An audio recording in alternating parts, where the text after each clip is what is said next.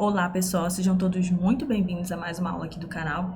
Eu me chamo Luana, sou professora, microbiologista e hoje eu vou dar início a uma série de aulas onde eu vou trabalhar doenças de origem bacteriana. Se você não assistiu ainda a aula sobre o que são bactérias, como é que elas se reproduzem, as suas relações ecológicas, eu vou deixar aqui linkado para você assistir e assim complementar aquilo que você vai aprender hoje.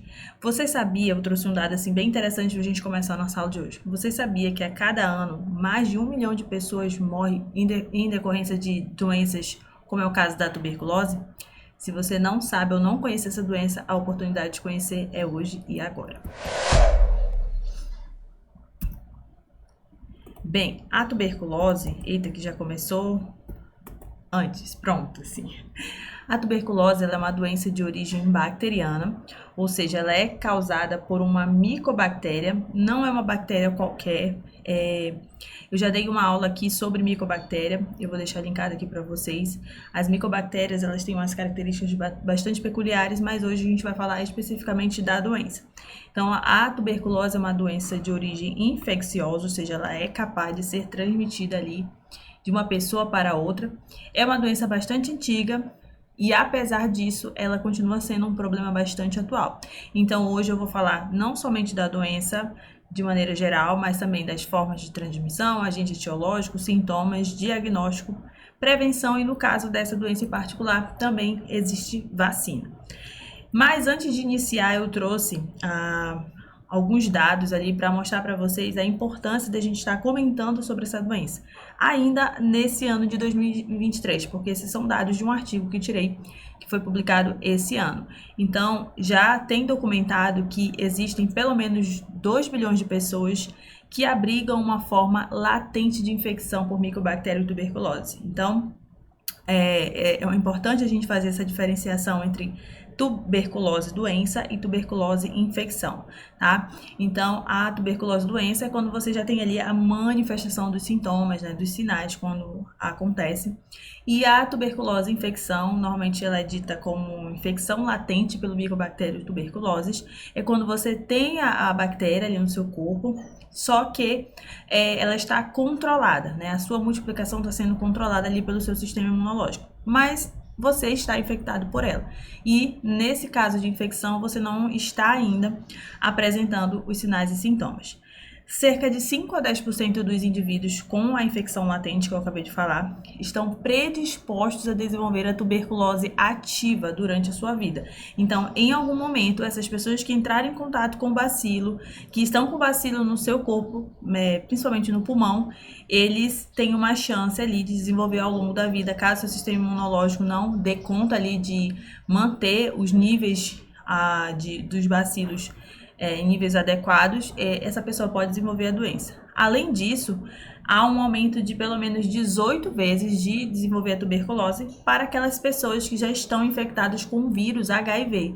Então, a gente sabe, né, que a imunodepressão causada pelo vírus HIV é algo que vai gerar ali uma certa facilidade para o desenvolvimento de outras doenças, como é o caso da tuberculose, certo? Inclusive, muitas pessoas que desenvolvem a AIDS acabam contraindo tuberculose e até morrendo por causa dessa doença. Cerca de 10 milhões de pessoas adoecem com tuberculose, né, todos os anos, isso com os dados a partir do ano 2000, e mais de 1 milhão de pessoas morrem de tuberculose a cada ano, isso desde o ano 2000, onde esses dados já foram compilados. Então, é uma doença ainda muito importante, por isso que é imprescindível que a gente continue falando dela. Em relação à doença, a tuberculose ela é causada por uma bactéria, mais especificamente uma micobactéria. Eu já tenho uma aula aqui no canal sobre micobactéria, deem uma olhada depois para vocês entenderem as características diferentes, né, diferenciadas dessas bactérias.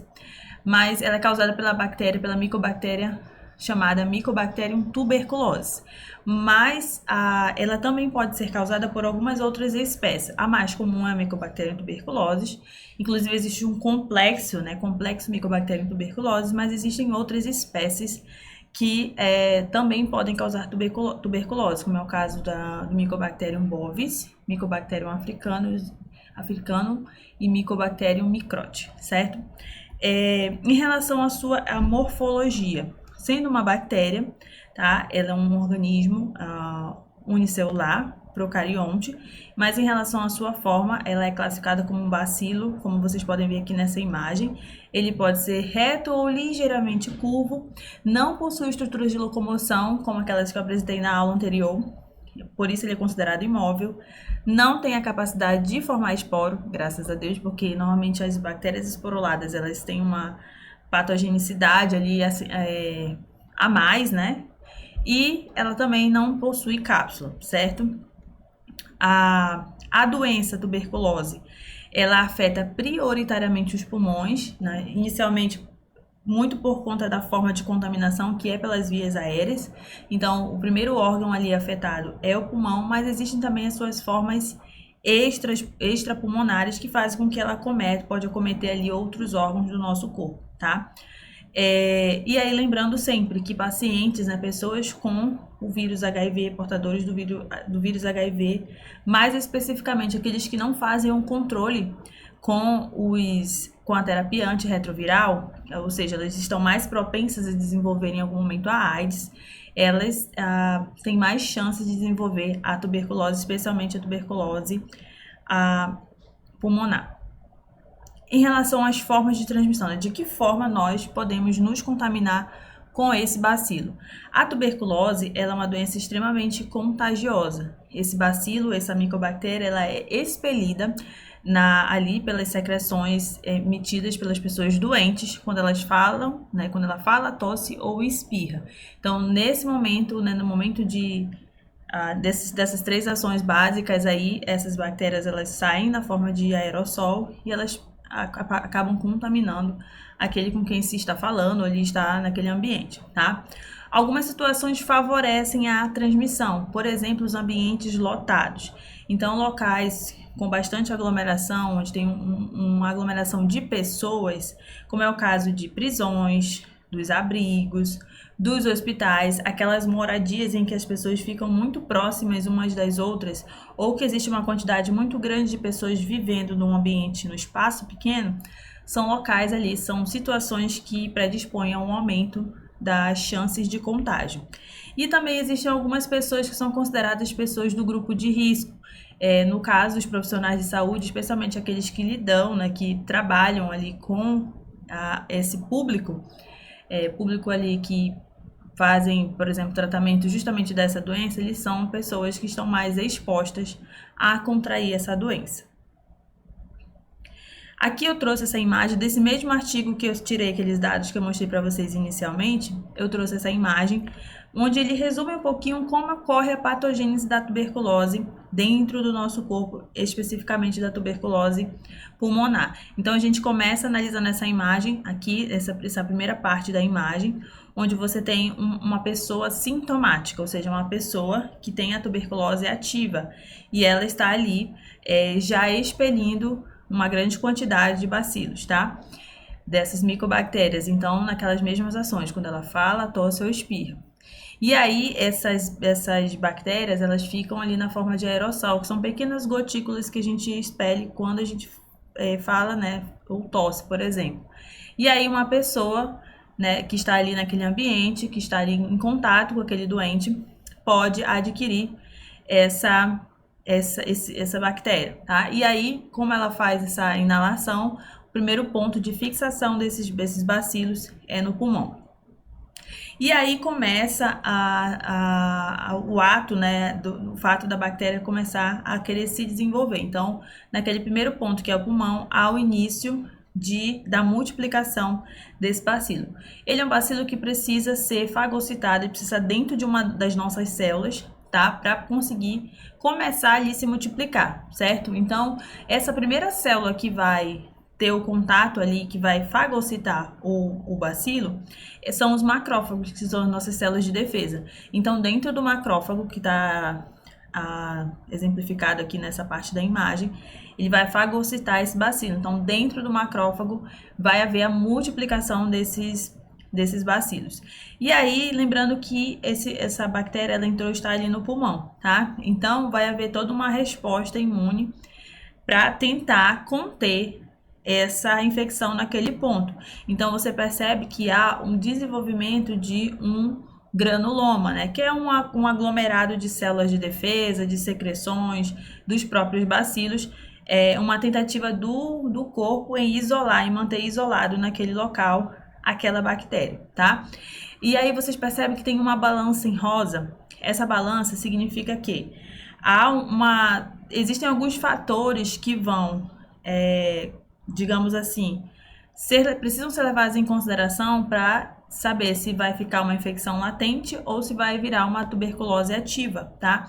E aí, muitas coisas podem ser levadas em consideração, por exemplo, a quantidade de bacilos que foram inaladas, como é que está o sistema imunológico dessa pessoa, tá? Em relação à resposta. Então, essa balança aqui significa sempre uma tentativa de equilibrar. Então, quando existe um aumento ali da quantidade de bacilos, ou seja, o nosso corpo ele não está conseguindo conter essa infecção, esse granuloma em algum momento ele se desfaz, né? Ele se abre, ele se desintegra.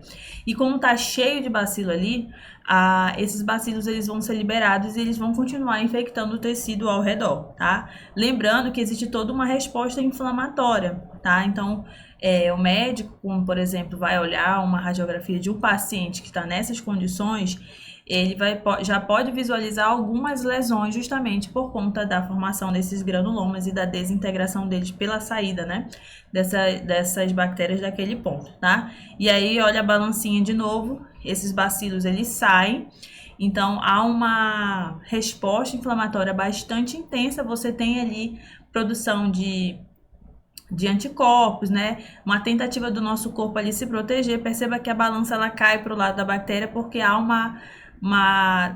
em algum momento há uma luta, né? Onde o nosso corpo ele vai produzir substâncias ali, vai mais células de defesa e vai diminuir a quantidade desses bacilos.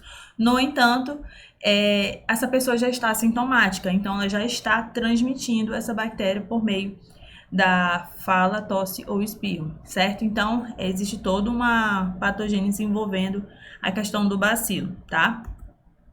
Em relação aos sintomas, existe ali pelo menos quando você vai olhar no site do Ministério da Saúde, ele já deixa ali uma lista dos principais sintomas, que são esses que eu coloquei aqui. Primeiramente, é aquela tosse prolongada por mais de 3 semanas, que pode ter ou não secreção, tá? Associada também à febre, normalmente uma febre vespertina, uma sudorese noturna associada a emagrecimento. Então, o médico ele avalia todos esses sintomas aí e pode ali chegar, lógico, ir no caminho, pelo menos em relação à parte do diagnóstico clínico, indicar que se trata de tuberculose. Existem também os sintomas extrapulmonares, são aquelas manifestações que não estão envolvendo o pulmão. Então, você pode ter, por exemplo, uma tuberculose ganglionar, tá?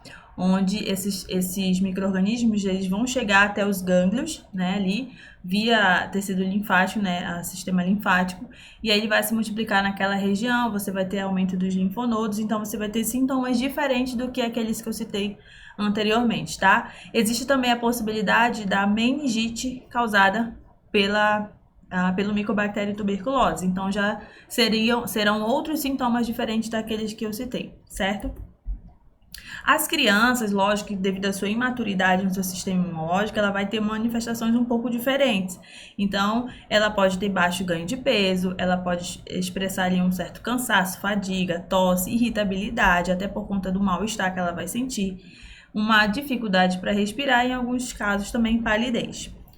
Com relação ao diagnóstico, eu sintetizei aqui as principais estratégias utilizadas para se chegar ao diagnóstico da tuberculose. O médico ele vai se valer ali dos sinais e sintomas para dar o diagnóstico clínico, né? Então, baseado naqueles sintomas ali que eu falei, o médico ele já vai ter uma noção que pode ser tuberculose. Ele vai aliar ali as suas suspeitas, né, aos exames bacteriológicos, onde a partir do contato, né, da coleta da amostra biológica, normalmente de escarro, Esse escarro ele vai ser direcionado a um laboratório específico, onde vai ser feito um exame direto, ele vai ser corado com uma coloração específica para visualizar micobactérias. Com essa amostra é possível também fazer o teste rápido que envolve a biologia molecular, né? Você vai ali no DNA do micro-organismo para descobrir se de fato é o Mycobacterium tuberculosis. E também pode ser feita a cultura, onde você vai pegar esse escarro, essa amostra biológica, você vai colocar num meio de cultura que vai favorecer o crescimento da micobactéria caso ela esteja presente, tá? É interessante também que o médico, ele alie a parte clínica com o exame diferencial, porque existem alguns sintomas que coincidem com outras doenças causadas por outras bactérias, doenças pulmonares causadas pelos fungos, como é o caso dos fungos que causam as micoses sistêmicas, histoplasmose, coccidioidomicose, paracoccidioidomicose, às vezes são sintomas muito semelhantes, então o médico ele vai fazer uma análise para fazer um diagnóstico ali diferencial para tuberculose, caso seja a tuberculose. Ele vai se valer também dos exames por imagem. Lembra que eu falei da radiografia? Então, essa radiografia vai servir tanto para uma avaliação inicial, para ver como está o estado do paciente, né, em relação ao pulmão, como para acompanhar ali no caso quando é feito o tratamento, tá? E o histopatológico pode ser solicitado em alguns momentos, em alguns casos de doença da tuberculose pulmonar ou extrapulmonar. Vai muito também de como é que essa doença ela está se apresentando para que o médico solicite esse tipo de análise, tá? Eu acabei pulando aqui a parte do tratamento.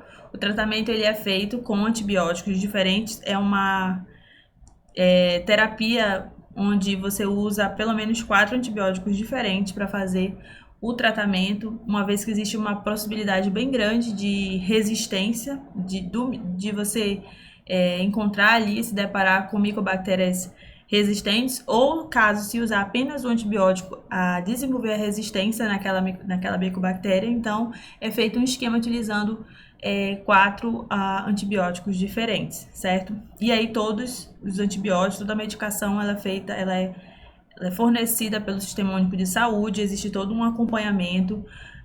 A terapia ela demora um pouco, é um pouco demorada, pode durar ali de 6 meses ou mais, dependendo da adesão do paciente, mas é necessário para que haja uma quebra dessa cadeia de transmissão. Existe vacina, tá? A gente toma a vacina que nos protege da tuberculose logo ao nascer, que é a famosa vacina BCG. Ela é aplicada com o objetivo de prevenir daquelas formas mais graves da tuberculose, mas isso não impede que a gente adquira tuberculose pulmonar, por exemplo, tá? A gente já tem uma certa proteção para que essa tuberculose não evolua rapidamente para uma tuberculose mais grave, mas se você for diagnosticado, você precisa fazer o tratamento com antibiótico, tá? Até porque senão você vai ficar transmitindo isso para outras pessoas. E em relação à prevenção, para a gente fechar, existem algumas medidas que podem ser aliadas à questão da vacina, certo? Primeiramente, manter ambientes bem ventilados e com entrada de luz solar, uma vez que, lembra que eu falei logo no começo que uma das coisas que favorecem a contaminação é os ambientes aglomerados, né, apertadinhos. Então, se você mantém os ambientes bem ventilados, esses aerossóis eles são mandados para fora, então você diminui a concentração naquele ambiente da bactéria caso ela esteja presente, tá? Desenvolver aquela etiqueta, né? Etiqueta ao tossir, né? Que é quando você quando vai fazer o ato de tossir ou espirrar, você protege a boca com o antebraço, né? Faz esse movimento que ficou muito. A gente batia muito nessa tecla na época da pandemia, né? De você cobrir nariz e boca, né? Na hora de espirrar para evitar com que você espalhe aquela secreção que pode ter a micobactéria caso você tenha tuberculose, tá? Evitar aglomerações sempre que for possível e cortar a questão da cadeia da transmissão. Quando você, por exemplo, sabe que tem alguém ou conhece alguém que tem suspeita dessa doença, o indicado sempre é fazer com que essa pessoa, estimular essa pessoa a procurar o diagnóstico e o tratamento o quanto antes para a gente cortar a cadeia e evitar com que mais pessoas se infectem com essa bactéria. Tudo bem, pessoal? Sobre a tuberculose, eu tentei resumir aqui rapidamente. Qualquer dúvida vocês podem deixar no comentário e também podem deixar as sugestões ali para as próximas doenças de origem bacteriana, certo? Um beijo e até a próxima!